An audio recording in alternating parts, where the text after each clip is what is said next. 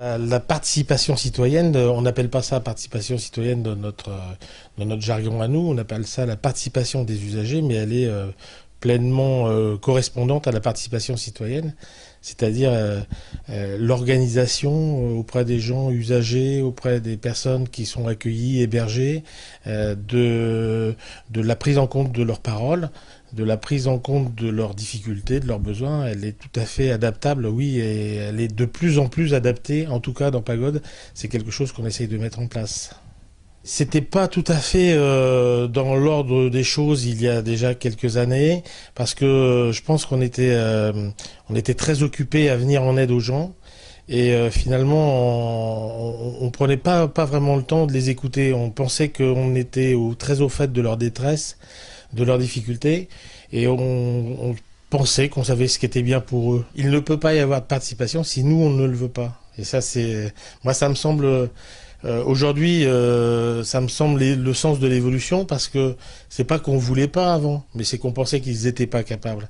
Et aujourd'hui, quand on se penche un peu sur la question et que réellement on se dit, ben voilà, donnons-nous les moyens d'écouter les personnes et donnons-leur les moyens de parler, eh bien ils parlent, ils disent des choses sur leurs conditions, sur la façon dont ils voudraient que ça évolue. Parce que effectivement, c'est pas simple.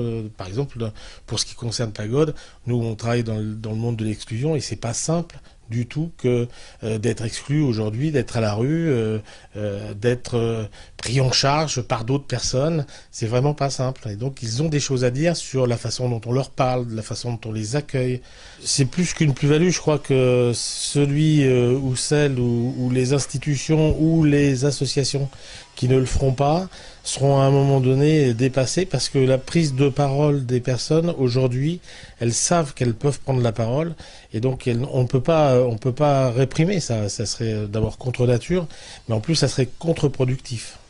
C'est une évolution de la démocratie, mais qui doit être organisée, parce que moi je ne crois pas du tout au fait que la parole puisse être spontanée comme ça, sans que d'un autre côté, que ce soit les gens qui détiennent le pouvoir, que ce soit des politiques, que ce soit la démocratie représentative, n'organise le fait que des gens puissent prendre la parole.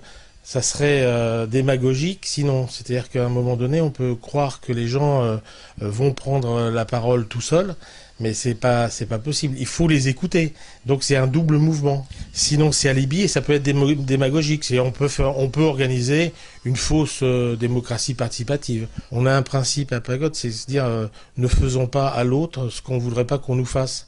Bah c'est ça quoi, c'est cette demande-là, c'est de lui demander qu'est-ce que tu voudrais pas qu'on te fasse, et puis essayer en face de mettre les moyens pour y arriver.